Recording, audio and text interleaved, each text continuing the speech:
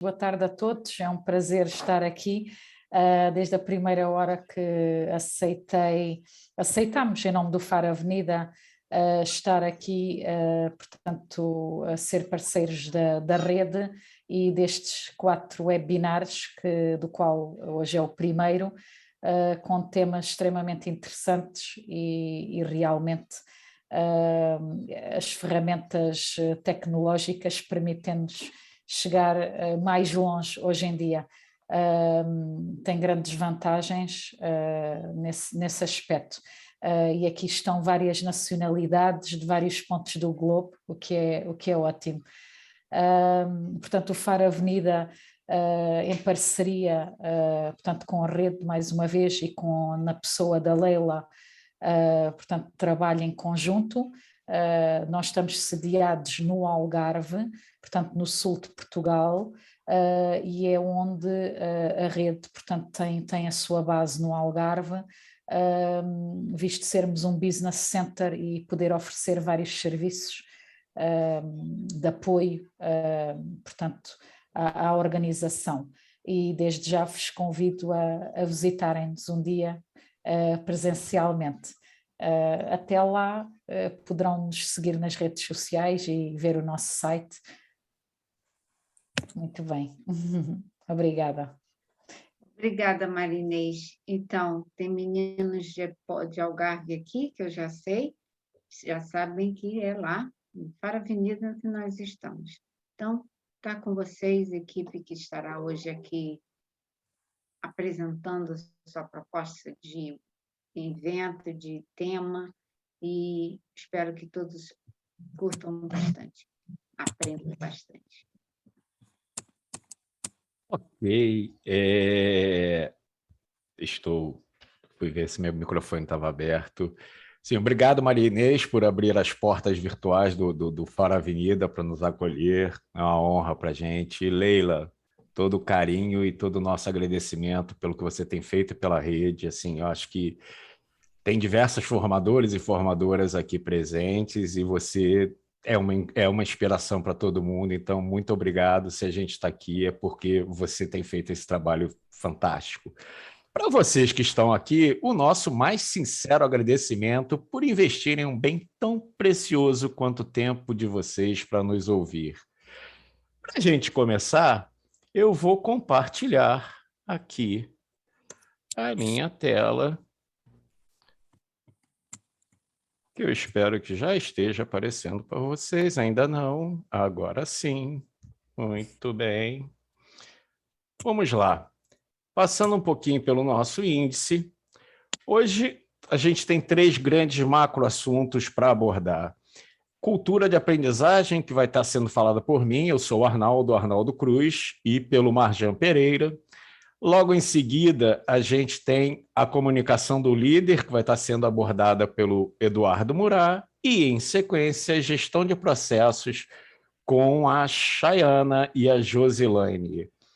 Assim, espero que vocês aproveitem bastante, já deixo um convite para que participem. A nossa ideia é que não seja só expositiva, mas que vocês tenham liberdade o tempo inteiro para questionar, para interagir, para virem com a gente. Dando continuidade, quero começar trazendo alguns alimentos para o nosso cérebro. Qual é a ideia desses alimentos? Qual é a ideia desta colocação aqui? Esse primeiro momento, eu vou colocar algumas questões, alguns pontos para vocês, cujo objetivo é gerar provocações que nos façam refletir sobre o nosso momento atual e o impacto dele sobre o processo de aprendizagem. Novamente, aproveitem, participem e vamos lá. O conceito de lifelong learning não é novo, longe disso. Se é assim, o que justifica ele estar sendo tão falado e abordado mundialmente? Vai muito na direção dessa imagem que eu estou mostrando para vocês. Nós, isso é uma afirmação do Arnaldo, vivemos a era mais disruptiva e exponencial da humanidade, da história da humanidade. E alguém pode falar nesse momento, mas, Arnaldo, a gente já viveu outras eras, assim, de grande mudança da humanidade. Sim, é fato. Qual é a grande diferença da era atual desse momento que a gente está vivendo? Alguém diria? Aquele primeiro momento em que alguém participa e não deixa a pessoa que está apresentando sem graça de ter feito uma pergunta e ficando no vácuo. Vamos lá, Arnaldo, eu falo então. Muito bem, Joana. Eu acredito que a principal mudança foi a necessidade de isolamento em virtude da pandemia, o que gerou uma aceleração do uso das tecnologias, tanto para o trabalho quanto para a educação. Isso já acontecia, mas ela acabou sendo, por um tempo, a nossa única porta de saída para o mundo, né? E isso fez com que a coisa ficasse bastante acelerada e hoje ela passou a ser um normal, né, dentro do nosso universo. Legal, assim, bom você ter trazido o tema da pandemia. Sim, a pandemia acelerou bastante isso, mas quando a gente fala aqui dessa era, a gente está falando de desde antes, né? Isso é pré-pandemia. Então, na realidade, a gente vive a grande diferença desse momento, e só para validar, tá, Joana? Saiu uma pesquisa recente da McKinsey dizendo que em determinados segmentos a pandemia acelerou em 10 anos o ritmo das mudanças, ou seja, aquilo que só seria feito daqui a 10 anos já foi implementado, não é que esteja sendo implementado, já foi implementado. Mas, contando desde antes da pandemia, a gente pega aí os últimos 15 anos, talvez até 20 anos, enfim, o nosso atual século, a grande diferença dessa para as outras ondas de mudança da humanidade, por exemplo, como foi a Revolução Industrial, muito próxima da Revolução Francesa, é a velocidade. Se vocês observarem, assim, qualquer produto que se lance hoje, ele é rapidamente copiado. Qualquer produto, qualquer serviço que se lance hoje, ele é rapidamente difundido, ou seja, a adoção dele é em massa. O mundo mudou, o mundo está mudando muito fortemente.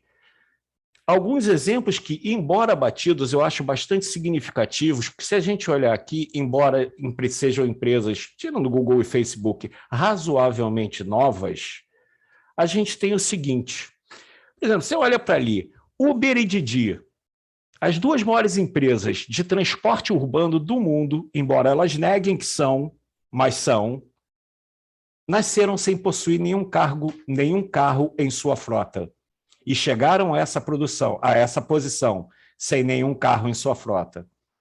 As duas maiores empresas de mídia do mundo não produzem conteúdo. Veiculação de mídia, de anúncio, sempre foi vinculada à veiculação de conteúdo, à produção de conteúdo, perdão. Google e Facebook não produziam conteúdo. Acho que vocês reconhecem esse símbolo aqui embaixo à esquerda. O segundo maior varejista do mundo chegou a essa posição sem ter um único produto em seu estoque. É o Alibaba.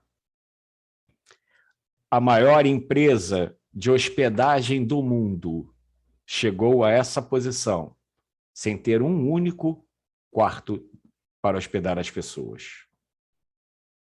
É um mundo diferente. Muito mais do que empresas recentes, é importante a gente perceber que o modelo de negócio mudou. Todas essas empresas carregam em si a característica de terem proposto negócios altamente disruptivos. E para a gente caminhar um pouquinho mais, queria trazer dois exemplos que para mim são mais significativos desse momento atual. Quando você olha o Spotify, por exemplo, Spotify é comum em Portugal? O Spotify hoje é a maior plataforma de streaming do mundo. Se a gente olhar um pouquinho a história do Spotify, para quem é um pouquinho mais velho, vai lembrar que o primeiro serviço de streaming de música do mundo era o Napster, né? O Napster, que era um serviço pirata e ilegal. Ele não remunerava os artistas pelas músicas que compartilhavam. Logo depois, esse mercado se organizou e surge o iTunes. O iTunes vendia as músicas no início. Era posse. Você comprava a posse das músicas que você queria ter. E aí surge o Spotify, e o Spotify vende o quê? Ele vende a posse da música? Não, ele vende o acesso. E eu acho que essa é uma mudança que a gente tem que perceber, principalmente para quem é do universo corporativo. Há uma migração muito grande no mercado da posse para o acesso. E um outro exemplo que eu acho muito característico dessa mudança que está ocorrendo no mundo é o Faro Avenida. Se você olhar há pouco tempo atrás, quantas empresas cogitariam mudar suas sedes para um coworking? A gente não está falando de empresa pequena, a gente está falando de grandes empresas. O coworking era aquela coisa de programadores, normalmente pessoas ligadas à informática, ou eram nômades digitais, e hoje o que se vê, de novo, amplificado pela pandemia, mas já tinha começado antes, é uma migração das empresas para os coworkings. Então, você vê muitas empresas, muitas multinacionais diminuindo seus escritórios e dando a liberdade para os seus funcionários para trabalharem aquele Anywhere Office. E aí entra a questão do Faro Avenida. Por que a gente está trazendo à tona essas coisas? O mundo mudou, vocês viram os modelos de negócio mudando, a inteligência artificial saiu do nosso imaginário coletivo para fazer parte do nosso cotidiano. Eu vou passar agora um vídeo de 60 segundos. Se ele não rodar bem na sua máquina, o Marjan está colocando o link desse vídeo no chat, que ele está disponível no YouTube. Já está aí.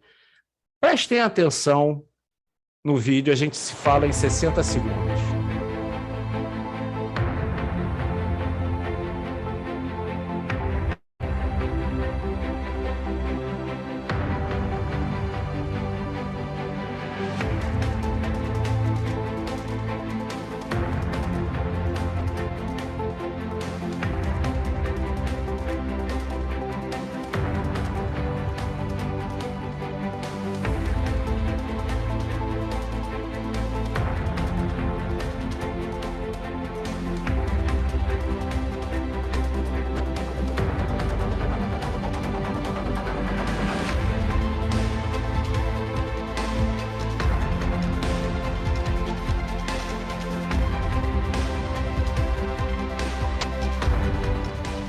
Olá, eu sou Carol, a inteligência cognitiva do Urbano Vitalino Advogados.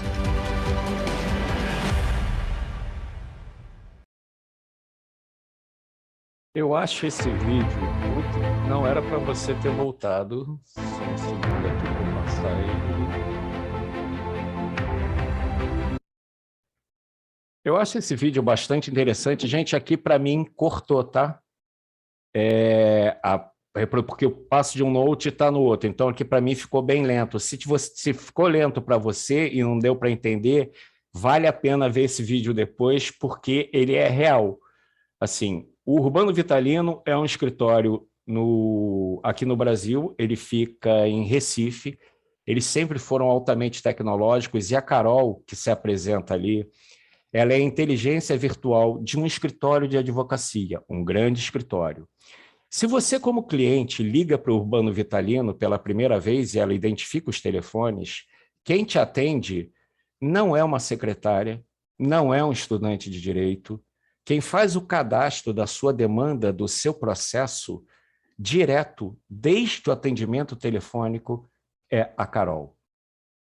A Carol usa o sistema do IBM Watson e percebam o nível de mudança nas nossas inter-relações.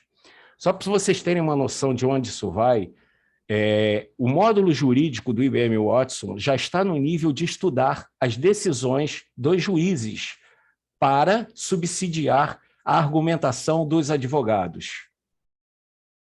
Isso é, ao mesmo tempo, maravilhoso e assustador. Todos nós temos vieses, todos nós temos as coisas que nos chamam mais atenção. O IBM Watson consegue mapear isso. O módulo de medicina do IBM Watson chega a diagnósticos 100 vezes mais rápidos que uma equipe de especialistas. Esses testes todos estão sendo feitos. E qual é o impacto disso no nosso dia a dia?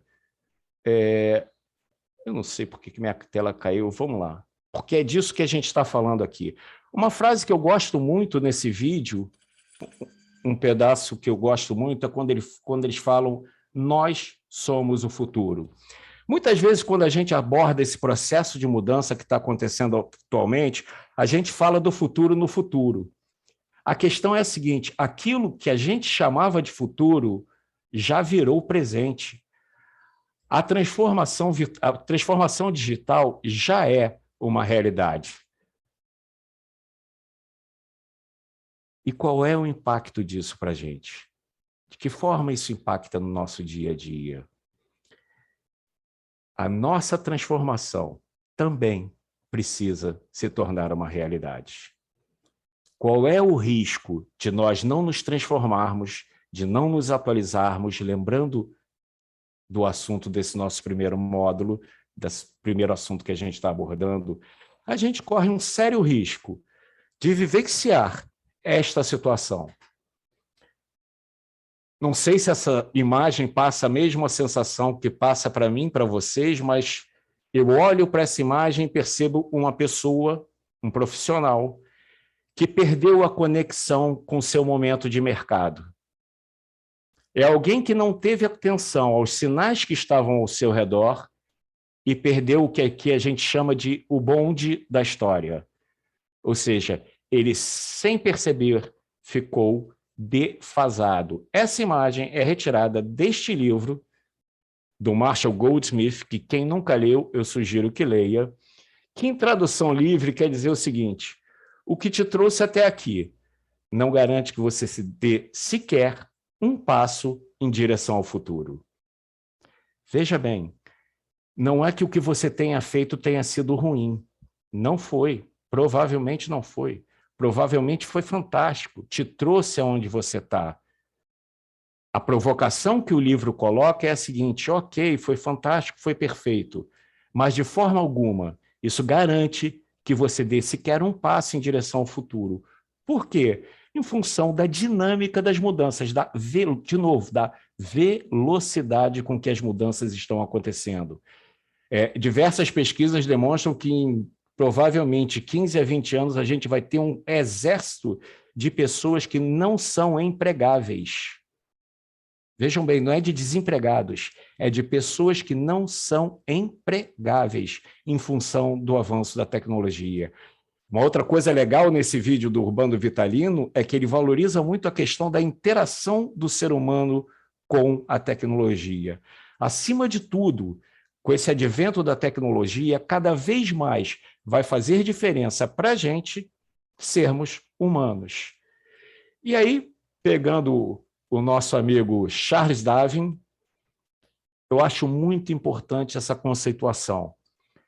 A gente, às vezes, confunde e foca muito que a transformação digital é uma questão tecnológica, é uma questão que está nas máquinas. A lei de Darwin continua mais do que nunca válida e, neste momento, está acontecendo nas nossas vidas.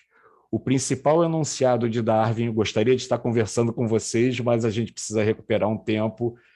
Para quem não lembra, os mais adaptados sobrevivem, os menos adaptáveis são extintos. Reparem a palavra, ao termo adaptáveis. E a gente pega esse gancho para entrar no nosso tema de hoje, que é falar sobre o lifelong learner, que, de novo, não é novidade. A questão é, por que que isso agora é tão falado? Por que que tanta gente discute e aborda isso ao redor do mundo inteiro? Por que que as corporações estão tão focadas nisso? E aqui, antes da gente seguir, eu escolhi para a nossa abordagem de hoje não falar o que é o lifelong learner. É só você procurar no Google, que ele vai te dar 1000 exemplos, 1000 características de um lifelong learner. Eu preferi abordar quais são os gatilhos, quais são as armadilhas que nos impedem de ser um lifelong learner de fato. Mas antes disso, eu queria perguntar para vocês, e aí eu gostaria que vocês abrissem o microfone para me responder. Como é que está esse copo em relação à sua capacidade? Abram o microfone e me respondam, por favor. Está meio cheio, meio vazio? Como é que vocês percebem o copo? Meio cheio, meio para cheio. mim, meio cheio. Para mim é sempre meio cheio. É sempre meio cheio. Para Alguém mim vê também é sempre diferente? meio cheio. Meio cheio. Eu vou compartilhar uma coisa com vocês e Anabela me ajuda porque eu não sei como é que se chama em Portugal. Essa foto, ela na Também para mim, realidade Arnaldo. Ana, para mim também. Tento olhar para o é lado resiliente. legal. Essa imagem aqui, ela foi tirada de aquele negócio que a gente botava em retroprojetor, como é que era o nome? Era isso mesmo, o retroprojetor. Que tinha Retroprojetor. com uma folha transparente, né? Isso. Essa foto, ela é original. Ela foi... Acetato. É um scanner desse acetato que continha essa imagem. Essa imagem era usada em curso de vendas aqui no Brasil na década de 50, na década de 70. E se eu disser para vocês que o copo está cheio? Interajam comigo. A mim não parece, não parece. Pode ser que a fotografia tenha sido tirada numa perspectiva que dá leituras diferentes, mas eu vejo... Pois, não sabemos o que é aquilo ali no meio. Aquilo pode não ser água. Você pode entender que está cheio de água e ar, né? Tem dois Exato. elementos diferentes. Qual é a pergunta? Como é que ele está em relação à sua capacidade? O copo está cheio. Ele está 100% cheio. A gente aprendeu isso na escola. É física básica. Ele está até a metade com um líquido que a gente acredita ser água. Ninguém sabe se botaram uma cachaça, mas ele é transparente, a gente acha que é água, e a outra parte está preenchida com ar. E aí a minha pergunta para vocês é a seguinte: por que nós só percebemos a água e ficamos nessa discussão se ele está meio cheio ou meio vazio? Essa é a questão. Por que a gente só percebe a água?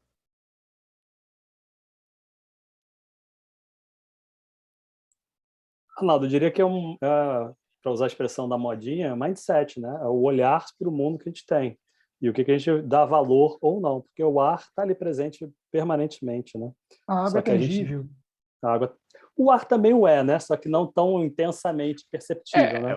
Olha, eu acho que eu não sou parâmetro, não, porque desde o início para mim está cheio, porque tudo para mim me enche de coisa. Onde eu estou aqui nesse ambiente com vocês todos, eu fico passeando aqui com a mouse para ver a cara de todo mundo, vendo tudo, vendo tela, vendo.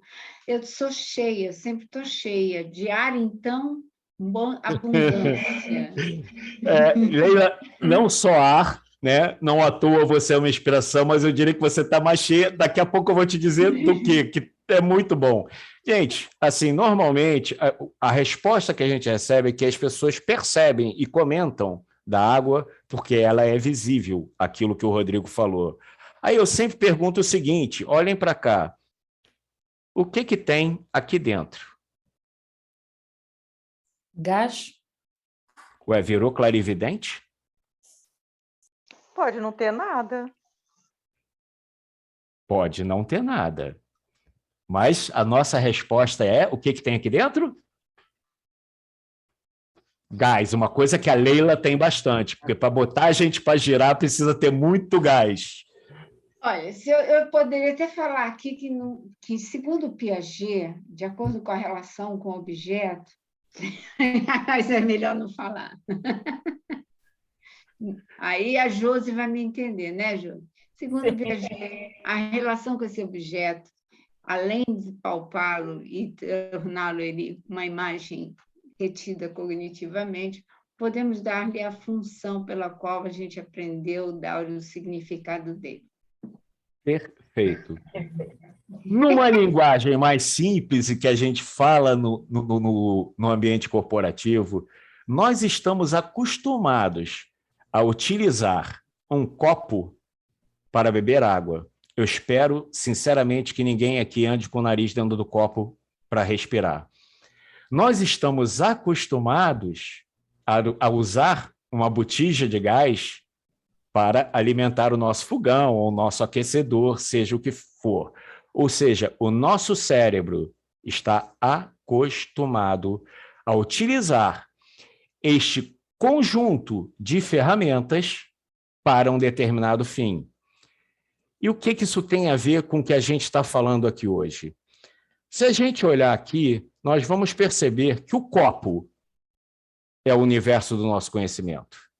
Lembrem-se, estamos falando de lifelong learning, de ser um lifelong learner. O copo pode ser o universo do nosso conhecimento. E aquilo que aqui é demonstrado pela água é o que a gente tem visto no mercado de capacidade de aplicação prática desse conhecimento.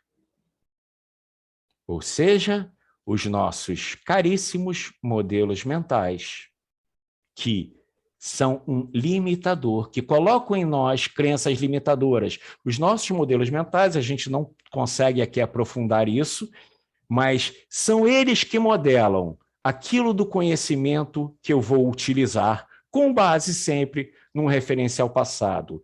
E aí, qual é o nosso desafio quando a gente fala da nossa transformação? O que é muito importante? Perceber o seguinte, num cenário estável e linear, como a que a gente vivia até há pouco tempo, nós todos nos habituamos a utilizar o determinismo. Ou seja, dada uma demanda, né, a Anabela fala, vocês brasileiros adoram essa palavra demanda. Enfim, dado um input, dado uma entrada, dado um problema a ser resolvido, ou uma solução a ser dada, uma resposta a ser dada, essa é uma entrada, é o estímulo. Normalmente, nós tínhamos já uma resposta, uma saída, a alternativa B.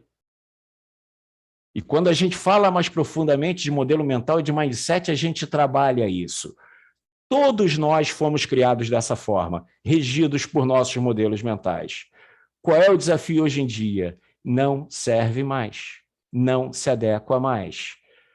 Para ser um lifelonger de verdade, ser um lifelonger de verdade envolve muito além da aquisição de conhecimentos, e essa é a grande mensagem que eu gostaria de deixar com vocês. Hoje o que a gente vê é que, como se fala demais na característica de lifelong learner, as pessoas procuram adquirir conhecimento. O grande diferencial, aquilo que possibilita a tua transformação para que você não seja extinto, assim como os dinossauros foram, é a nossa capacidade de entrega. Num competitivo mercado de trabalho, gente, não basta saber, não basta ter o conhecimento. O nosso valor está na nossa capacidade de entrega daquilo que nós somos capazes de produzir com o nosso saber. O saber por si só tem pouco valor se ele não é colocado em prática para o benefício da sociedade. E aí eu queria fazer um convite para vocês. Eu estou interrompendo aqui.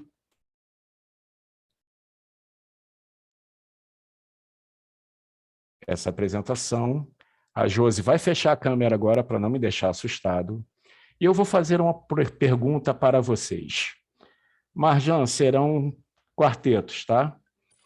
Nesse universo, nesse desafio de se manter atualizado, de cada vez mais, as mudanças são muito rápidas e são muito velozes. A gente precisa, sim, se manter atualizado, mas não é só o desafio de se manter atualizado, a questão é como é que eu tangibilizo esse conhecimento para que eu possa fazer entregas adequadas com as demandas do mercado. Para você, e isso é uma pergunta individual, qual é o maior desafio de hoje, independente da sua profissão, independente da sua posição, ser uma pessoa lifelong learner? Queria dar para vocês 30 segundos para refletirem a respeito. Marjan, quartetos, 5 minutos. Qual é o convite que eu vou fazer para vocês? Nós fizemos uma promessa, e está lá no Eventbrite. Além de trocar com a gente, vocês vão trocar entre vocês, porque o network é uma das coisas fundamentais hoje em dia para um lifelong learner. A capacidade que a gente tem de aprender através de trocas informais é absurda. Nós vamos convidar vocês agora a formarem quartetos para, durante 5 minutos, trocarem ideia sobre quais são as grandes dificuldades de ser um lifelong learner. Tanto na questão do se manter atualizado, quanto na questão de como é que eu consigo tangibilizar, ou seja, transformar esse conhecimento para algo prático e aplicável no meu dia a dia. Vale o convite para vocês? Vale? Claro que sim. Vamos lá, Marjão, a hora que você quiser. Arnaldo, No nosso grupo, só 2 conseguiram falar. E quando a doutora Ana começou a falar, interromperam. Portanto, Na realidade, a gente não interrompeu nada, foi o Zoom. Ele estava programado para 5 minutos. Nós não temos nenhuma responsabilidade. Mas do que vocês falaram, o que ficou? oh. Assim, acabou que eu estou até me sentindo mal, porque eu é que falei, e depois, deixa eu ver o nome, que eu já não me lembro. Eu sou muito... Joana. A Joana. Sou eu e você, Carla, conseguimos falar. Quando a Ana começou a falar, a gente voltou. Foi isso. Eu posso falar agora um bocadinho. Eu vou aproveitar. Eu estava a começar a dizer que este termo lifelong learning, para mim, é um termo moderno, agora, novo, para mim. Mas eu sinto-me isto já há muito tempo. Eu já faço isto há muito tempo.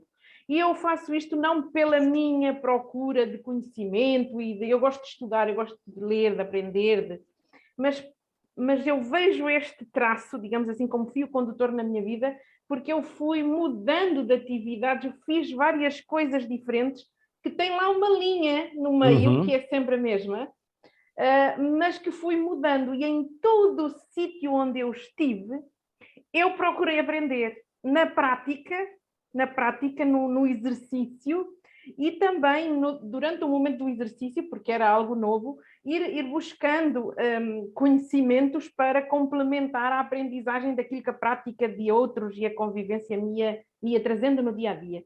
Portanto, eu sinto-me uma lifelong learning. Desafios que também eu acho que a Carla falou um bocadinho nisso, estávamos a começar a falar disso. É que nós temos tanta informação de cursos, workshops, tantas comunicações que são informativas e formativas também, fica difícil ter um foco no que é que eu preciso agora, né? A Joana estava a dizer uma expressão muito interessante, assim, se não abrangermos tudo, não conseguimos avançar ao mesmo tempo que a tecnologia, se não conseguimos avançar com esta velocidade, como diz o Arnaldo, né? Então está tudo bem. Agora, é preciso ter foco no que é que eu preciso agora para aprender, porque senão perdemos-nos e é... Sem esse foco, você não consegue ter o filtro daquilo que é importante para mim, dado o meu universo. Sim, é. Né? E aí fica com aquela síndrome de FOMO, né? Não sei se todos aqui conhecem, né? Mas que é o medo de perder alguma coisa. Eu preciso participar de tudo. E tem gente que entra em assim, depressão porque não consegue acompanhar. Perfeito. O outro grupo falou? Não. Não. Muito bem. Gente... Arnaldo, oi. Só para você fazer um complemento, é interessante a gente ver como a gente está exatamente no momento da transição. Porque a fala delas de, poxa, não deu tempo, acho que chato, tem a ver com, já autores de comunicação já diziam que o meio é a mensagem. Isso é uma leitura distorcida, mas ele já está falando de uma coisa importante, que é os meios modificam as nossas relações, as trocas, e como elas se dão, e as temporalidades. Talvez a gente tivesse nessa mesma atividade presencial, a gente naturalmente colocasse 10, 15 minutos para fazer a mesma coisa. Porque os tempos e os ritmos não são os mesmos. Aqui no digital, 10 minutos é uma eternidade. Se eu falar continuadamente, de maneira expositiva, durante 10 minutos, numa sala de aula normal ou numa sala de reunião, ninguém vai questionar. Tá bom, tudo certo. Nosso corpo está preparado para aquilo. Mas se eu fizer isso no digital, vai ser assustador, até porque a gente está acostumado. Veja o próprio TED, né? A gente foi de 20 minutos para 18, 15, agora ele está entre 6 e 8 minutos, alguns raros de 12 minutos, que a gente acha super longos. Então, é interessante a fala dela, tem a ver exatamente com o que você está dizendo, com como tudo está em transformação, mas o ser humano talvez não haja na mesma velocidade que a tecnologia nessa transformação. E como é que a gente se adequa a isso? Muito legal isso. deixa eu só dizer uma coisa, o Muraco agora me fez aqui um clique que tem a ver com a dificuldade que nós temos de colocar a nossa comunicação num minuto, 2 minutos, nós não até isso, essa adaptação ao tempo que temos para falar o que precisamos ser falado, é um desafio muito grande atualmente. Eu tenho que escolher criteriosamente o que vou falar, caso contrário, perdi a oportunidade. Isso. Anabela, tem curso na rede sobre isso, hein? É só pegar o meu curso e fazer. Tem uma expressão muito legal, assim, eu, o Murá e o Marjan participamos de um grupo que há mais de um ano se reúne constantemente para... são só consultores e consultoras, são 257 pessoas, a gente treina semanalmente. Então, essa questão, uma coisa que a gente aprendeu aqui na internet é síntese, palavra e tempo. E é impressionante que conforme a gente vai treinando e vai se habituando a estar nesse ambiente, a gente consegue melhorar isso nas nossas discussões. E a gente consegue perceber, sim, que a gente chega a boas decisões em grupo, e aí levando para o ambiente organizacional, para o trabalho remoto, você consegue chegar a fantásticas decisões, se você estruturar a conversa para que ela aconteça num curto espaço de tempo. E as pessoas se adaptem a isso, é um processo de adaptação. Gente, muito obrigado. Agora, já que estamos falando de comunicação, de processo de comunicação, com vocês, Eduardo Murá. Muito bem, obrigado. Você até Arnaldo? Oi. Antes de... eu queria dar uma palavrinha sobre o que o Arnaldo comentou. Oi, gente, professora Ana, estou chegando da minha fisioterapia agora. Olha só, o que você comentou, Arnaldo, e demais queridos, eu fico assim, eu sou professora em 2 universidades, a Leila está acostumada, né, Leila? Vai pedir para o nosso aluno fazer uma síntese. Gente, assim, esse poder de síntese que tanto é cobrado agora, muitos deles não têm esse alcance.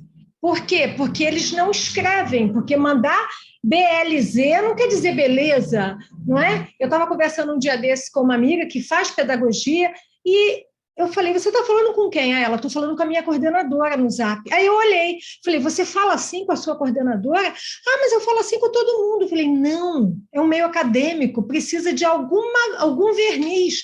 E essa comunicação de agora só está chancelando esse modus operandi aí que os nossos alunos vinham fazendo. Era só essa contribuição. Muito bem, vamos lá. Obrigado, Ana. Show de bola. Boa reflexão. Deixa eu compartilhar com vocês uma outra coisa e começar com uma provocação que mostra que isso que a gente está vivendo agora não é novo. Vocês talvez já tenham ouvido falar de Heráclito. A gente conhece uma outra frase dele que fala que uma mesma pessoa não se banhará 2 vezes no mesmo rio, porque nem a pessoa será a mesma, nem as águas do rio. Mas olha só, isso eu estou falando de 400 antes de Cristo, entre 400 e 500 anos antes de Cristo. Heráclito de Éfeso, ele dizia, nada é permanente exceto a mudança. É que o ritmo da mudança foi drasticamente alterado, compactado esse tempo. Uma pessoa até o século XIX, na verdade até o início do século XX, ela podia viver toda uma vida tendo os seus conhecimentos como um todo necessários para viver, aprendidos até os seus 10, 12 anos de idade, sem ter uma mudança significativa no seu contexto, nas tecnologias e nas demandas sociais. Hoje, isso não é assim. Eu sou no tempo aqui no Brasil que a gente entrava numa fila para pedir, para comprar e ser sorteado um celular, que era uma coisa gigantesca. Hoje você praticamente vai no McDonald's, eles te dão de brinde um celular, né? um telemóvel, né? Como vocês dizem em Portugal. A coisa mudou substancialmente. Nós estamos falando de pouquíssimos anos. Tem coisas que nós víamos quando eu era pirralho, né? Nerd clássico, em Star Trek, né? Como os comunicadores deles são realidades. Né? São o nosso WhatsApp, a nossa comunicação por vídeo e tantos outros elementos que nós temos. Então, a única constante que nós temos é a mudança. E não é uma novidade. Está lá, mapeado pelo Heráclito antes disso. O que é interessante da gente perceber, o Arnaldo faz parte, a Josi também parte de um projeto, que é o Hub 757, e no ano passado a gente fez uma pesquisa sobre o impacto da pandemia sobre as lideranças. Porque nisso que está falando, em processo de transformação, por exemplo, digital, a liderança é um elemento fundamental para que as coisas funcionem e transcorram de maneira prática e chegando aos resultados com as pessoas, não apesar das pessoas ou através das pessoas, mas é com as pessoas. E eu estou mostrando para vocês justamente porque isso aqui já também mudou. E a gente está falando de um ano, gente. Na pesquisa da gente, olha que genial. A gente estava no meio dos 6 meses de interação já obrigatoriamente digital, já remota. As pessoas já quase não usavam mais o celular, né? Outras plataformas, sabe, não faziam o mesmo. Reuniões presenciais, claro que não estavam fazendo, mas 86% está fazendo reuniões online. E agora, recentemente, o Arnaldo deve conhecer essa pesquisa também americana, mostrando que já tem pesquisas mostrando que o excesso de reuniões síncronas, elas estão baixando a produtividade das pessoas e gerando um nível de estresse mental muito alto. Então, assim, a gente já está mudando de novo. Não tem quanto tempo que a gente está fazendo isso. Então, mesmo isso aqui já tem que ser repensado. E vejam, a principal plataforma nessa pesquisa no Brasil usada para comunicação era o WhatsApp, ou similares, né? Telegram e coisas no gênero. E aí vocês entendem que agora, recentemente, quando Instagram, WhatsApp, Facebook, né, saíram do ar, como foi um caos. E pessoas, inclusive, não conseguiram entrar, às vezes, em plataformas, ferramentas de trabalho, porque estavam com suas conexões, o seu login associado a esses mesmos aplicativos, a esse mesmo conglomerado de informações. O que está fazendo com que a gente, de novo, pense e mude mais uma vez essas questões. Só que se eu dependo da liderança, gente, é uma coisa interessante você ver que tem vários estilos de liderança, que é um dos modelos. Para cada momento, e a gente vai ver já uma curva de mudança, eu preciso de um perfil distinto. Cada um de nós tem uma preponderância num perfil de liderança, num estilo. Temos todas elas, de alguma maneira. Todas elas. Nós damos preferência, nós temos mais hábito, mais facilidade. Mas é importante que a gente entenda que a liderança ela tem suas características, mas é para o outro, assim como a comunicação, ela se completa no outro. E no momento de mudança, eu preciso entender que a mudança não se dá só por dados racionais. Então, tem momentos que você vai ter que dar uma de líder visionário, convidando as pessoas para um futuro próximo ou distante. Tem momentos que você vai ter que dar uma de coach, desenvolvendo as competências, habilidades e o emocional das pessoas. Tem os momentos que você vai ter que trabalhar de forma mais afiliativa, onde o grupo vai chegar a um processo, a uma decisão e organizar as mudanças. Outros, você vai fazer de maneira democrática as decisões, sendo mais um elemento, né? E outros, você vai ter que trabalhar como chefe tradicional, marcando tempo e autoridade. A gente não pode demonizar nenhuma das funções, todas elas coabitam. E você precisa ciclar, mudar, conviver com as diferentes formas de agir de acordo com o público com quem vocês estão falando. Isso é um detalhe interessante, né? Por quê? Gente, imagina, estava lá a gente, há 2 anos atrás, trabalhando nos nossos escritórios tradicionais, tranquilos. De maneira intempestiva, fomos jogados para o trabalho em home office, né? Ou anywhere office. Você acha que todo mundo embarcou com o mesmo ritmo, com a mesma galhardia, com o mesmo interesse, com as mesmas competências técnicas para aquilo, com o mesmo interesse? Claro que não. Provavelmente você tinha uma equipe de 5, 10 pessoas, você teve grupos com diferentes perfis. Pessoas que rejeitaram de cara, pessoas que já quiseram adotar, pessoas que já tinham experiência, pessoas que não tinham. E você passou por um conjunto de pessoas com formas de reagir distintas. Todos nós, de alguma maneira, com maior velocidade ou menor velocidade, passamos por essas etapas. Em qualquer grande transformação da vida da gente. Fosse esse caso, da gente ir para o home office, como a gente fala aqui no Brasil, né? O trabalho de casa, ou agora volta, muitos de vocês já devem ter voltado, e a gente também está num outro momento de transformação, ou para o híbrido, como muitas empresas estão. E você vai ver que em cada uma dessas fases, cada uma dessas pessoas tem um nível de performance, de engajamento. E as performances não são só porque você está interessado. É importante você identificar na sua equipe quem está em que etapa. Quem está no início, precisando ainda ser estimulado e entender qual é a motivação. Quem está imobilizado porque está reagindo e não está conseguindo sequer entender o que está acontecendo, precisa de explicações. Quem já recusou porque percebeu muito mais o copo meio vazio em vez do meio cheio ou do completo, como disse o Arnaldo. Quem são as pessoas que estão produzindo, mas não estão produzindo porque efetivamente estejam interessadas, mas é para provar que aquilo não dá certo. E assim você vem em todo o ciclo, até lá na ponta você ter quem efetivamente engajado nessa história como um todo. O que a gente está propondo para vocês é que, ao entrar num processo de mudança, seja macro mudança ou mudanças menores no grupo, tente entender quem é o grupo que está com vocês, em que etapa que cada um deles esteja, para que, além da comunicação geral, vocês tenham uma comunicação para aqueles indivíduos que estão naquela fase. E mais um detalhe. A primeira pessoa que a gente tem que liderar é a gente mesmo. Como é que você pensa a liderança, a mudança? Existem várias metodologias. Uma que a gente está trazendo para vocês refletirem sobre é, gente, qualquer processo de mudança, seja para o digital, ou seja para um novo processo, ou embarcar num novo projeto, ou houve uma mudança da liderança do seu setor que trouxe um outro ritmo, uma outra maneira de gerar os relatórios, de fazer as práticas das reuniões, se implantou uma metodologia de um Lean da vida. O primeiro ponto é você sensibilizar as pessoas para a causa. O hábito vai acontecer só lá no final. Eu não posso querer que, depois da primeira reunião geral, onde eu apresentei as mudanças, quais são as tarefas, até mesmo passaram por um treinamento, no dia seguinte as pessoas já estejam todas interagindo, realizando, tendo mudado as suas perspectivas. Isso não acontece desse jeito. Algumas pessoas vão fazer mais rápido, outras mais lentamente. A questão é que você precisa despertar, sensibilizar a pessoa para o tema, e a gente não sensibiliza só com dados e fatos. Todos nós, vocês já vão ver isso já, somos afetados, modificados, transformados por 3 dimensões que estavam lá nos socráticos, né? Logos, patos e etos. A gente precisa entender quais são os valores e aquela transformação tem que bater com os nossos valores. A gente precisa trabalhar com as relações, as emoções dentro do ambiente de trabalho. O ambiente de trabalho também é um local onde as emoções se dão, os relacionamentos se dão, as afetividades se dão. E eu preciso de conteúdo, logos. Isso é que a gente tende no ambiente de trabalho, é fazer uma fala, conduzir as reuniões, fazer as proposições, a comunicação interna, todos os treinamentos, conteúdo, conteúdo, conteúdo. E a gente esquece que está falando com pessoas do outro lado, que tem contextos de vida, momentos de vida, e, ao serem apresentados para uma mudança qualquer, seja lá qual for, pode ser, mudou o plano de saúde do grupo, e se tornou um plano melhor, mas você já tinha todos os seus médicos agendados no plano anterior. Até se adaptar ao novo plano, tem um grau de resistência, de incômodo. É uma mudança, mesmo que positiva.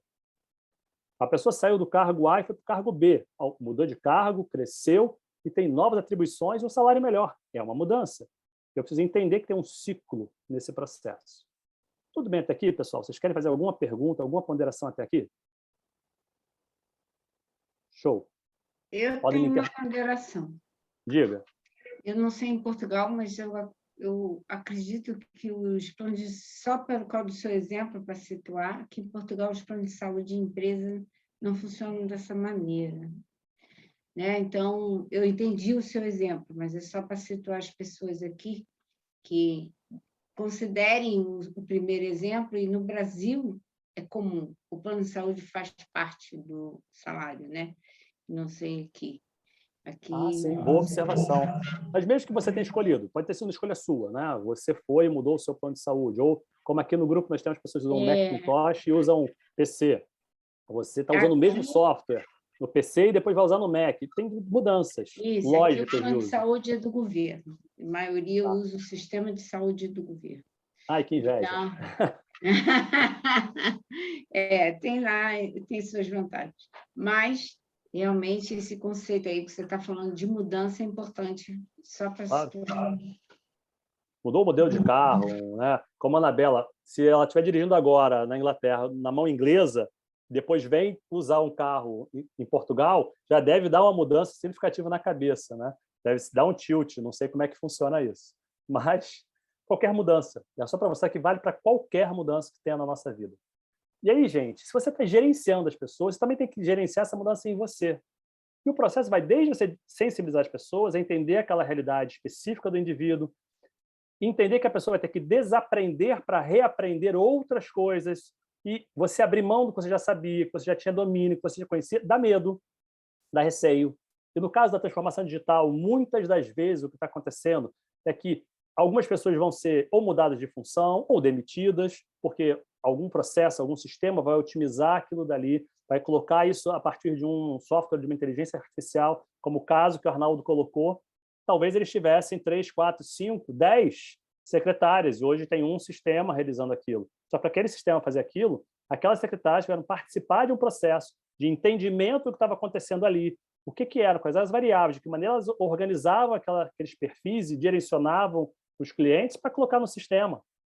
Não foi da noite para o dia. E se eu não apresento isso de uma maneira onde ela veja valor de estar participando daquele processo, e não deixo muito claro e transparente em que etapas, quem pode ficar ou não, sobre que condições, não é transparente o processo, se a minha comunicação não realmente está preocupada em gerar conexão com o outro, é só formal, técnica, ela não vai gerar o resultado positivo e pode gerar um efeito negativo. E aí sim, você vai poder colocar em perspectiva as proposições, as irritações ou não, porque, vejam, nem sempre quem está produzindo está a teu favor. Lembra lá do ciclo da morte. Nem sempre quem está apático está contra. A gente tem que entender um pouco melhor essas relações. E aí sim, você vai elencar e eleger as alternativas, repetir, e um detalhe que a gente esquece nesse fluxo todo até que você transforme isso em hábito. A gente, muitas das vezes, nas grandes transformações, eu vou parar para a gente se ver de novo, a gente vai comemorar só lá no final. Quando depois de 1 ano, 6 meses, 3 meses, grandes coisas já foram conquistadas.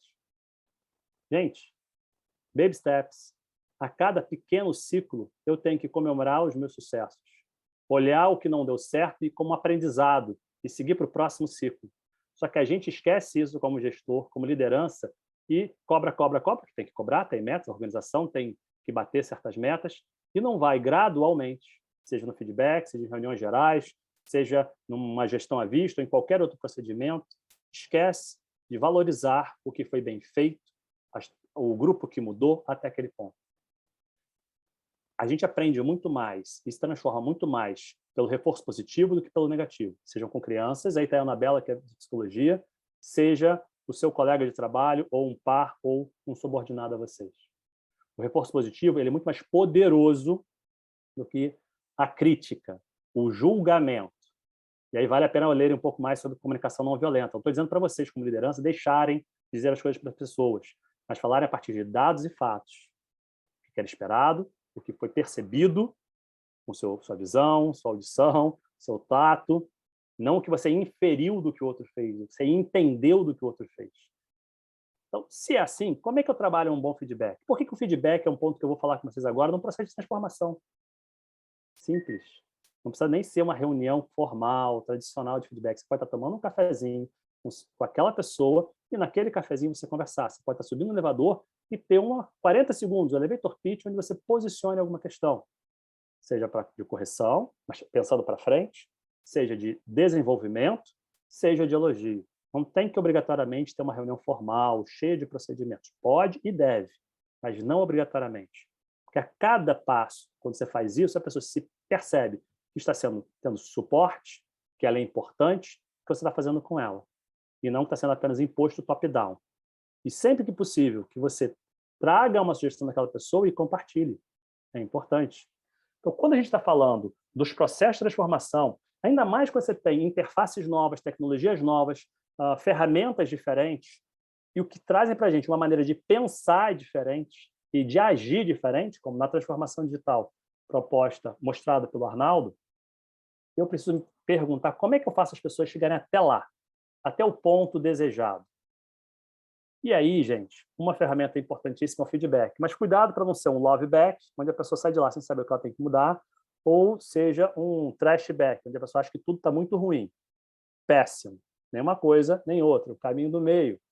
Certo? E nesse ponto, o que a gente tem aqui é qualquer reunião, principalmente de feedback, eu teria que ter claro o que é o tema. Quem vai você para suavizar e amansar, para a pessoa aceitar, e faz todo um preâmbulo, roda, fala de 300 coisas da vida da família e não chega no tema específico. A pessoa não sabe o que ela está fazendo ali. Não funciona. Outra, para você dizer que algo excedeu, ficou muito melhor, ou ficou aquém, abaixo do esperado, o que era esperado? O que foi percebido? E aí sim você tenta entender com outra pessoa, com o colaborador, a colaboradora, quais foram os desvios, o que causou isso, o que motivou? Porque senão eu estou fazendo inferência e julgando outra pessoa. E aí ela se fecha para mim. Uma vez que você entenda o que a outra pessoa te disse, aí sim você pode propor com ela, de maneira participativa, uma solução. E um detalhe, pode ser que a Joana tenha uma linguagem, a Ana Carvalho outra, o Arnaldo outra.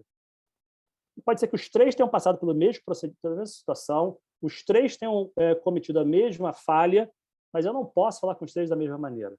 Não são as mesmas pessoas, eu não estou com o mesmo indivíduo. Por isso que eu tenho que tomar cuidado com os indivíduos e seus perfis e outra. Qual é a função? É claro que... Ih, gente, deu um tilt aqui nessa imagem. Eu preciso entender que tem momento, sim, que você vai fazer uma correção. Tinha um fenômeno, tinha um processo, uma atividade que não foi feito. E eu tenho que marcar as competências prioritariamente. E lembrando que não adianta eu olhar para trás e ficar batendo o que já aconteceu. Eu preciso identificar o que aconteceu, como a gente faz na gestão da rotina diária, né?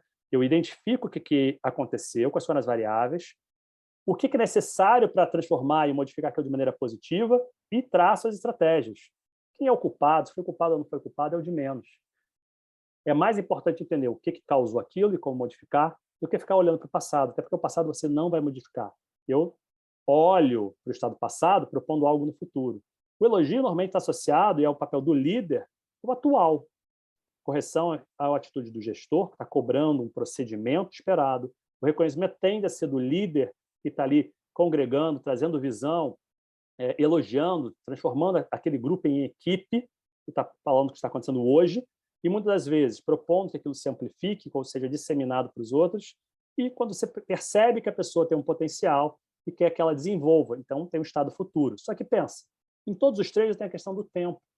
E se eu não marco com clareza o como isso vai ser feito, não vai funcionar direito.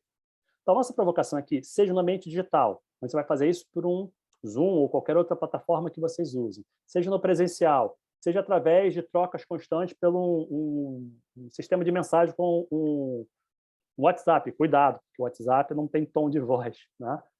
Mas eu posso mandar o áudio? Pode, mas se você mandar um áudio de 5 minutos para uma pessoa que não é mais auditiva, ela vai achar muito chato. Então, tem que adaptar a linguagem ali também ao perfil da pessoa.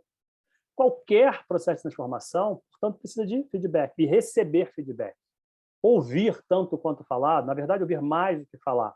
Porque o conteúdo, ele é fundamental, mas ele não é a única coisa. Precisa qualquer ação de comunicação sua, precisa ter um propósito claro, precisa ter uma linguagem adequada àquele momento, precisa entender quais são as relações que estão naquela cena para eu gerar confiança e a confiança gerar transformação. Então, eu preciso saber qual é o tipo de feedback, qual o contexto daquilo que está acontecendo. É primeiro, segundo, terceiro feedback? É a segunda vez que a pessoa erra naquele mesmo ponto? Tem alguma questão complementar? Ela está num momento de vida específico? Há uma demanda da empresa que, se não for mudada com urgência, pode gerar um problema? O contexto faz diferença na minha fala, gente. E aí sim eu defino, falo do problema, quem são as pessoas envolvidas, escolho o estilo narrativo, vocês já vão entender, para lá no final eu conseguir engajamento das pessoas. Então, o dado emocional e racional, o conteúdo e as relações. Pessoal, antes de eu falar desses itens, e aí? Alguma pergunta para a gente ir se encaminhando para os últimos momentos? Algum comentário, alguma situação que vocês viram, que vocês querem comentar? Áudios de 5 minutos, só marcando na agenda. Você tem que agendar para ouvir. Isso aí. É bom, né? Que você ouça. Então, para a gente fechar aqui, o que eu disse para vocês aqui, a comunicação, em qualquer instância, ela depende do estilo do outro. E o outro pode ser movido a desafio, suporte, causa e consequência, mérito, compromisso de equipe. Eu preciso mapear, entender as outras pessoas. Que em qualquer processo de engajamento, vocês lembram? Sensibilizar, capacitar para ação, dar a oportunidade da pessoa utilizar aquela nova transformação e valorizar o que foi de bom e o que foi de ruim, entender como uma oportunidade de aprendizado. Por isso que a gente precisa sempre se preocupar com essas 3 dimensões que eu falei lá atrás com vocês. Todas as estratégias de comunicação, seja numa reunião, no meio de um processo, seja um processo de kickoff de um projeto, seja no acompanhamento de alguma etapa de um procedimento. Eu tenho sempre etos, patos e logos, eles precisam estar no seu imaginário. Um erro clássico são as pessoas falarem de maneira técnica, conteudista, e não se preocuparem com como aquilo bate nos outros, o quanto aquela transformação é conexa ou é divergente dos valores dos outros, e quais são as relações que estão se dando nesse momento. Então, valores, relacionamentos, emoções e dados e fatos. Esses elementos vão te ajudar a construir um processo de transformação mais efetivo e mais fluido. Ok, pessoal? Gente, a provocação era essa, né? Para a gente conseguir entender com clareza para onde que a gente vai, tá? Como é que a gente acompanha essa transformação? Fala, Joana. É só para contribuir com o que você colocou, né? Tem um estudo de engajamento que foi feito com várias pessoas, nos Estados Unidos especificamente, mas eu imagino que a gente consegue, de alguma forma, fazer a expansão disso para outras culturas. E os 3 elementos que mais engajam, né, as pessoas hoje é a maestria, né? Você poder trabalhar numa função que, de fato, você sabe que você faz bem, a autonomia, né? Você poder ter a liberdade de, obviamente, seguindo as regras e procedimentos, mas ter a sua autonomia criativa e intelectual, e o pertencimento, né? E a sua fala, eu acho que ela reflete muito isso, porque se você não consegue fazer uma comunicação, né, que perceba o outro, a característica do outro, dificilmente você vai conseguir trabalhar o pertencimento daquela pessoa, né? Dentro da cultura, dos processos e da própria liderança ali. Então, E pensa, Joana, toda transformação traz uma insegurança. E aí eu não lido com isso, porque estamos no ambiente empresarial, é técnico, aquela pessoa é um auto-executivo, é uma especialista, é uma pessoa. Exatamente. Assim, Exato. né? Isso pode falar muito bem pela maestria, mas não fala, por exemplo, pelo seu senso de faço parte disso aqui, né? Exatamente. Uma comunicação, ela acaba sendo fundamental, seja com feedback, seja comunicação diária mesmo, ali de diária, mesmo que são necessárias, mas até essa comunicação de comando e controle, que às vezes ela precisa existir. Tem que fazer. Ela tem que acontecer ali numa língua, preferencialmente uma linguagem que, de fato, coloque o outro como protagonista ali do discurso, né? Joana, pode ser que você prefira no dia a dia, uma troca de informação comum, não um feedback, receber um áudio. Eu não gosto. Né? Pode ser que você prefira receber um texto escrito, pode ser que você prefira receber um GIF animado, ou um fluxo, ou um material para você ler. E eu, gestor, estou preocupado em executar e não em gerenciar as pessoas, e eu não me toco disso. E mando uma mesma mensagem igual para todo mundo, e as pessoas vão ter níveis de interação com aquilo distintos e dificuldades distintas. Não faz sentido. Exato. É claro, tem momentos que você vai falar igual para todo mundo, mas nem sempre. Diga, Patrícia. Patrícia Gonçalves. Oi. Não, eu fiquei pensando aqui em ambientes de transformação e de mudança, você tem a insegurança e você tem a resistência como um comportamento também. Como usar a comunicação para quebrar essa resistência e conseguir efetivamente chegar no outro dessas maneiras tão diferentes, diversas e subjetivas. Porque tem uma grande subjetividade nessa relação, nessa troca.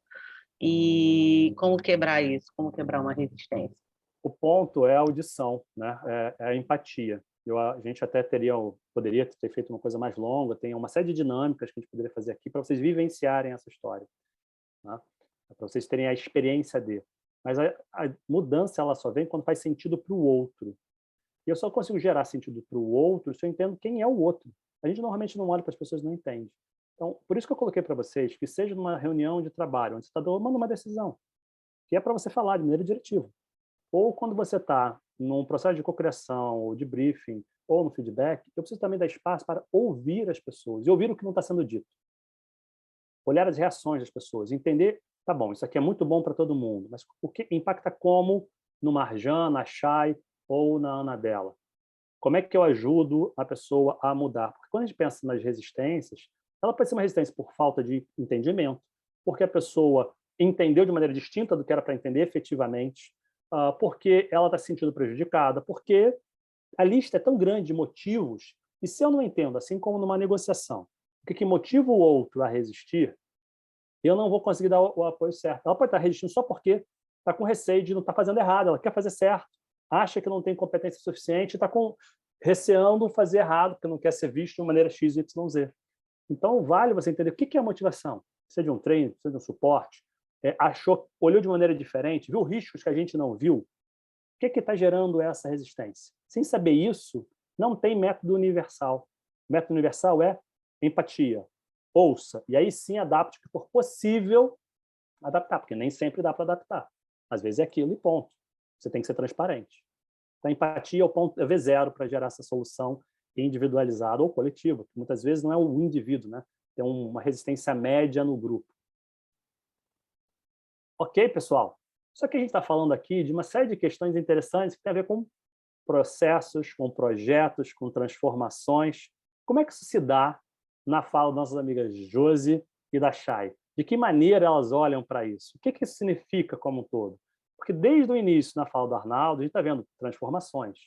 mudanças.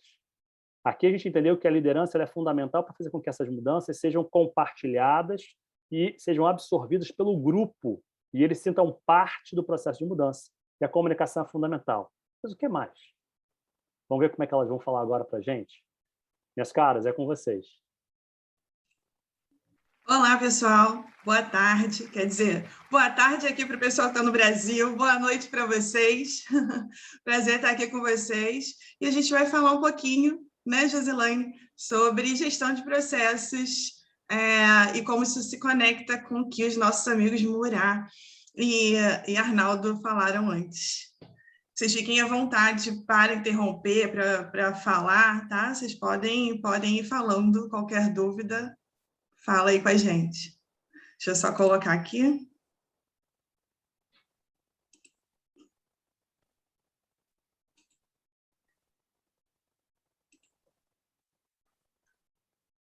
Então, pessoal, já voltando ali no que o nosso amigo Arnaldo muito bem trouxe para a gente, né, sobre a transformação digital, que é uma realidade já presente, né, já presente aí nas empresas, já presente na nossa vida como um todo. E aí, eu trago aqui alguns números. Opa, passou um pouquinho.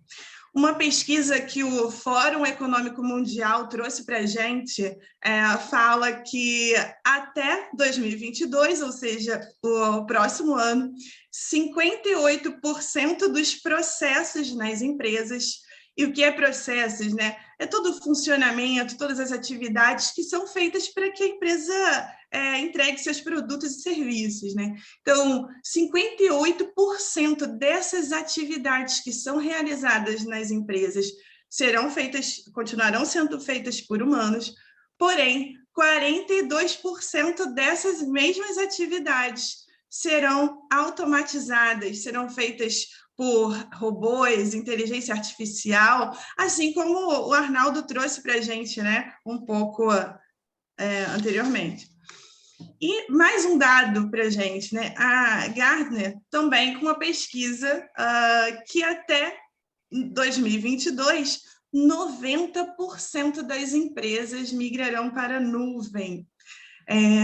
E aí, quando a gente fala de transformação digital, de processos digitais, de automação de processos, fazendo um pouco um gancho com o que a gente está aqui agora, né? Se a gente está aqui agora, é fruto também disso, né? Da modernidade, da tecnologia, bem como o Arnaldo citou o exemplo do Uber e do Airbnb, né? Dois grandes negócios que nasceram aí nasceram já digitalmente. A gente tem já grandes bancos que nasceram também digitalmente e que seus processos precisaram ser adaptados para que sejam também automatizados. Bom, e essa transformação digital está baseada em transformar os processos de negócio. Os modelos de negócio já não são mais os mesmos, né? Assim como a gente também já falou, já fez esses grandes exemplos aí, todos os processos, toda a nossa interação. Hoje a gente compra muito pela internet, faz transações bancárias no nosso celular, enfim. A Carol, o atendimento aos clientes aí do escritório de advocacia do Urbano Vitalino, que o Arnaldo trouxe, né, que é ali uma automação fazendo um primeiro atendimento no primeiro processo, quando o cliente entra em contato com esse escritório para solicitar uma informação, para solicitar um serviço. Quando a gente tem um chatbot, né, entra num site e tem as primeiras informações ali já prontas para a gente, né, para tirar as nossas dúvidas. Ou ainda, na medicina, grandes avanços tivemos na medicina com a tecnologia, com a transformação digital. E esses processos, né, transformar esses processos internos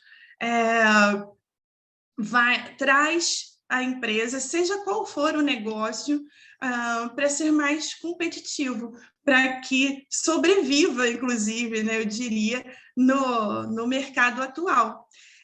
E quando a gente fala de empresa, na verdade, qualquer organização, né, de todo tipo de nicho de negócio. Uma instituição de ensino também é uma organização que também tem seus processos automatizados, que também está passando pela transformação digital. E que a nossa amiga Josi vai falar um pouco aí também sobre os conceitos de transformação digital. Boa tarde, gente. Obrigada, Chay. Vou complementar. Então, a gente está falando muito sobre transformação digital, mas é bem importante a gente pontuar alguns conceitos, porque nós trabalhamos como lideranças, trabalhamos nas organizações, na sociedade, nos processos, e tenho para dizer para vocês que nem tudo é transformação digital. Então, nós temos alguns conceitos que a gente precisa tratar da era digital, porque nós temos organizações em diferentes estágios, e o nosso próprio conhecimento, ele é sequenciado, ele é hierarquizado, alguns conhecimentos digitais a gente conhece um pouco mais. Então, quando a gente traz esses conceitos, a gente traz para quê? Até eu vou abordar com vocês um artigo, um estudo feito por Krzysztof Slavlewski, olha o nome, olha, trava-língua, começou nosso trava-língua, onde ele traz alguns conceitos de Gardner para que a gente possa entender 3 conceitos chaves que não, por isso que eu digo que não é só a transformação digital. Nós temos a digitalização, a digitização e a transformação digital. É quase um trava-línguas, né? Mas como a Chay colocou anteriormente, tem um ponto muito... a linha, ela não é uma linha muito demarcada quando a gente fala em organizações que já existem. A gente sabe que as organizações, que nem o Arnaldo colocou inicialmente, Airbnb já nasceu na era transformada, ou seja, já nasceu no top da era digital. Mas nós temos organizações que ainda estão em outros estágios. E nós, como líderes, como consultores, como gestores de áreas, precisamos dar uma olhada, porque a gente tem papel, sim, importantíssimo em cada uma dessas áreas. Então, o que é a digitalização quando o Chay fala sobre processos? Digitalização é a primeira etapa de processos. Então, a gente precisa entender em que momento a organização está, em que momento o nosso trabalho está, porque pode ser, sim, que a organização tenha que entrar no estágio ainda de eliminar papéis. Só que isso não está errado, porque o fato de eliminar papéis, né, aquelas pilhas de papéis sobre as mesas, pode perfeitamente já ir preparando a organização para que as informações comecem a ficar disponíveis.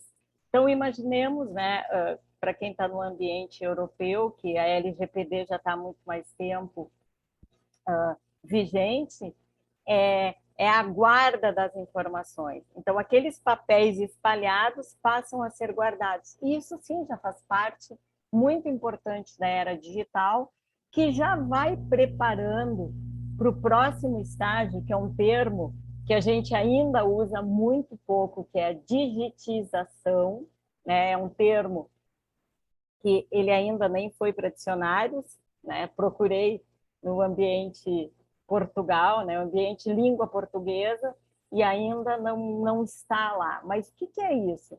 Já entra numa atividade de revisão de processos e inovação de negócios.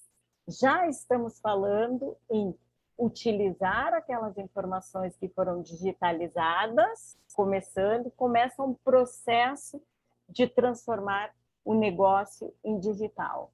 E aí, vamos pensar as lideranças, né, como o Murat abordou há pouco, como as lideranças estão nesse cenário, né? Preparadas para essa mudança de um modelo de negócio. E aqui a gente começa a pensar que os processos estão mais inteligentes e quem está conduzindo-os também estão já neste caminho. E aí chegamos na transformação digital. Lembra a primeira fala do Arnaldo, a fala da Chay, e estamos dentro da sociedade, dentro das organizações, nós, pessoas, né, seres humanos, entendendo esse novo cenário, que é um cenário que já muda totalmente, é uma mudança extremamente complexa, que inúmeras vezes a gente leva como se fosse somente uma questão da era de tecnologia da informação. Certamente a transformação digital começa pela nossa otimização digital, né? A gente começar a pensar de uma forma distinta, da mesma forma que migramos do bilhetinho, fomos para o e-mail, fomos para o WhatsApp ou qualquer Messenger, e estamos aqui no Zoom, num intercontinental. Então, essa transformação digital ela é muito ampla e o fato é, se 90% das organizações já estão migrando para a nuvem e que as organizações de sucesso, inovadoras, elas já foram criadas no ambiente digital, o papel das lideranças é extremamente importante para quê? Para apoiar as organizações a fazerem esse caminho. Tem organizações que estão no primeiro estágio, no segundo estágio e no terceiro estágio.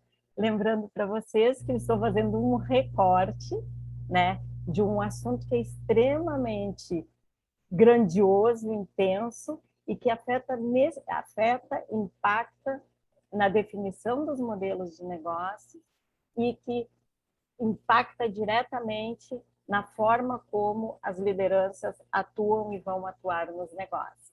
Então, Chay, eu gostaria que tu desse continuidade agora para a gente dar essa conexão. Ó, sem som. A falha comum, né, de estar no mudo. E aí, se a gente está falando, de mercado, a gente está falando de necessidades que um movimento do mercado, um movimento econômico-social, né, que requer novos processos, nova forma de atuar, que vem tanto de uma necessidade do novo consumidor, né, da nova visão de consumo do mercado, e que vem também de aspectos regulatórios, legais, como bem disse a Josia, a Lei Geral de Proteção de Dados, né?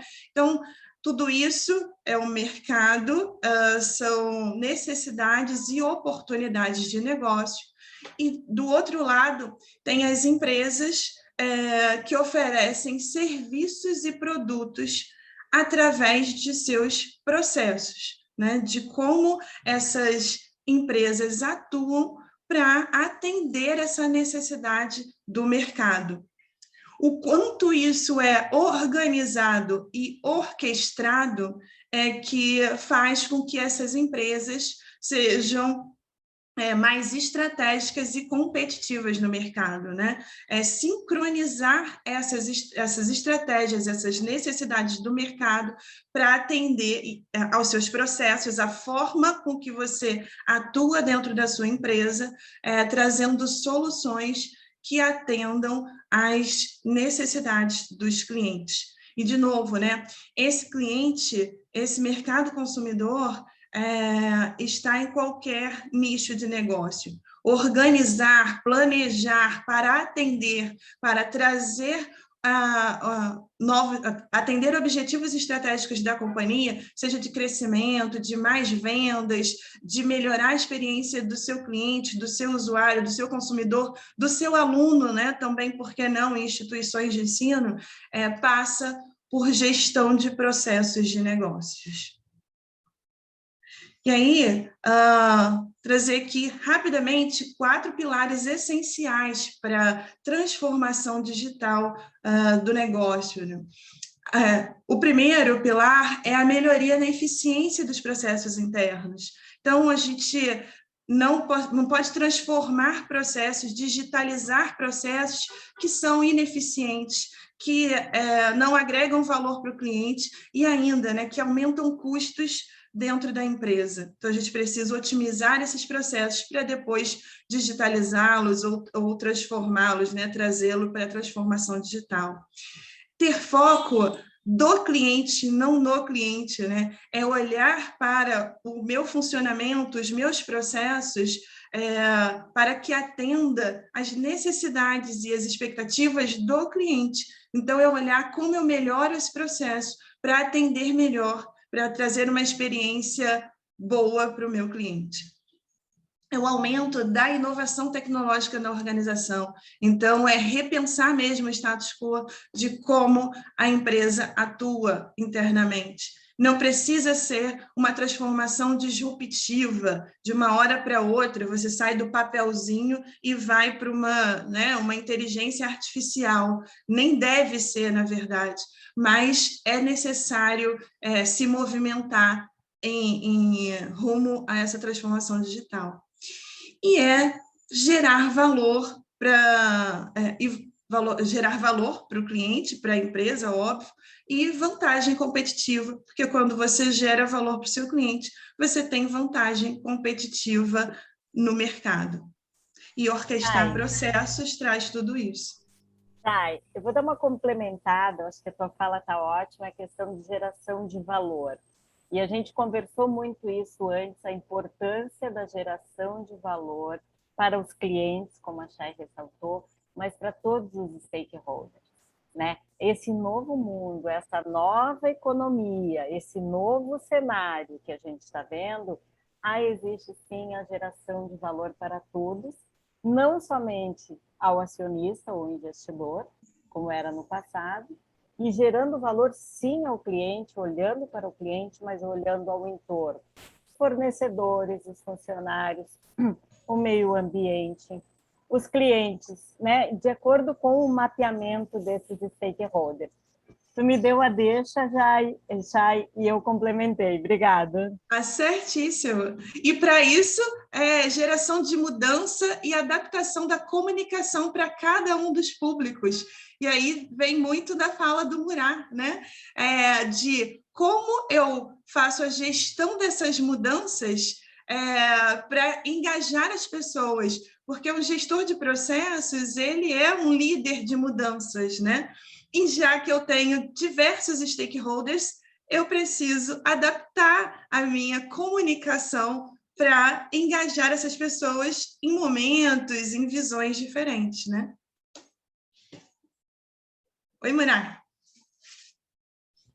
Tem uma coisa que nós temos uma colega aqui que conhece muito bem, porque trabalha com sustentabilidade, com ESG, que a gente faz nessas situações, e em situações de gestão de crise também, que é um mapa de stakeholders. E ele vai te ajudar a entender quem são os stakeholders, com a correlação internos e externos, com a correlação com aquela transformação, tipo de reação típica, linguagem típica e qual o fluxo que você vai ter que dar nesse planejamento dessa comunicação. Então, existem metodologias, técnicas que podem ser postas aí para facilitar esse processo, não precisa ser intuitivo, muito pelo contrário. Em gestão de processos, a gente também usa esse mapa de stakeholders para entender, inclusive, o nível de influência, né? E como a gente lida com esses stakeholders para movimentar a mudança, para que a mudança se faça de forma mais ágil, flexível e adaptável dentro das empresas, né? Com o menor dor possível, porque a gente sabe que mudar sempre vai doer, né? Ser humano resiste normalmente à mudança. E aí, liderar essas mudanças, gerir esses processos para para agregar valor. Perfeito. E aí, né, era exatamente o que a gente estava falando, gerir processos de negócios liderar mudanças, engajando pessoas. Não é isso, Joyce?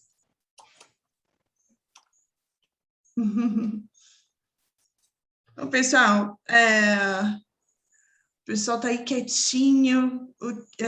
Como é para vocês, no universo de vocês, gestão de processos? Porque gerir processos, inclusive, é no nosso dia a dia, né? Como a gente atua, como a gente gera valor, como a gente otimiza para reduzir custo, como a gente faz para melhorar a experiência do nosso cliente, do nosso aluno, enfim, em todos os negócios que a gente atua.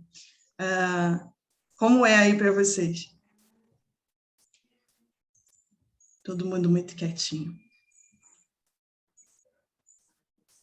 Eu acho que tem um ponto importante dessa questão que vocês trouxeram e não tem como não lembrar dele, eu brinco que ele é o Odin da gestão, é o pai de todos, e ele dizia que a cultura come a estratégia no café da manhã. Eu acho que o que a gente está falando de forma geral aqui é de pessoas. Por mais, quanto mais a gente fala de tecnologia, mais a gente tem que lembrar que não adianta nada você ter uma tecnologia fantástica, uma tecnologia assim, extraordinária, investir milhões em tecnologia, se você não investe nas pessoas e no processo de mudança, coisa que a gente falou aqui bastante. A transformação digital, ela não está na tecnologia. A tecnologia é um meio. A transformação digital acontece por meio das pessoas. São as pessoas que catalisam ou freiam a transformação digital. Se você não trabalha a cultura, se você não trabalha as pessoas, não adianta ter os melhores sistemas, os melhores processos do mundo, porque eles não vão caminhar. Então, os processos são executados por pessoas, né, Arnaldo? A gente precisa lembrar disso, né? As máquinas, por mais modernas que sejam, são operadas por pessoas, são programadas por pessoas. Sensacional. Vou fazer uma camiseta com essa tua fala aí, hein, Arnaldo. Gente, a gente foi chegando no nosso final. Daria para falar sobre qualquer um dos temas 5, 6, 10 horas, um curso inteiro. Foi muito mais uma provocação para vocês do que qualquer outra coisa. Eu acho que a gente coloca aqui um gostinho para a gente discutir ainda mais, se trazerem as situações de vocês em outros momentos e ser compartilhado. Quanto menos dispositivo, quanto mais troca, experiência, co-construção, melhor para a gente na rede, tá bom? Leila, você quer fazer um fechamento junto com a Marinês? Eu quero agradecer a vocês e colocar aqui a rede está aberta. Está em ebulição de mudanças, o tempo inteiro, está sempre mudando. O tempo inteiro, novos formadores, novas formas de pensar, novas formas de atuar. Então, a gente tem ebulição o tempo inteiro. Vocês vão ver diversas coisas, diversos formatos, diversas leituras, diversas formas de agregar. E estamos com vocês. Obrigada. Se me permitem, também uma palavra, gostei muito deste momento de partilha da aprendizagem, é sempre excelente poder ouvir nas mais variadas áreas, não é? E é engraçado que, apesar de estarmos tão distantes, realmente as situações são tão semelhantes. Muitas vezes nós pensamos que somos os únicos, mas não, realmente é transversal, portanto, às organizações, às culturas, e é isso que realmente faz a diferença e com o qual aprendemos, não é? E assim podemos tirar bons exemplos. Obrigada a todos, foi um gosto estar aqui. Bem, muito obrigado, Marinês. Lembrando, dia 28, a gente tem um novo encontro com a mais-valia da sustentabilidade na construção, com a Soraya, que está aqui, a Carla. Dia 28 desse mês, no dia 11 de novembro, Pessoas Felizes São Mais Produtivas, com a Anabela, o Rodrigo e a Joana, os três estão aqui presentes. E fechando no dia 2 de dezembro, boas práticas da restauração, alimentação segura, saudável e sustentável. Gente, prazer enorme estar aqui com vocês, muito obrigado e nos vemos no dia 28. Obrigado. Tchau, até a próxima. Tchau, obrigada. Até a próxima. Tchau, pessoal. Obrigada. Tchau. Tchau.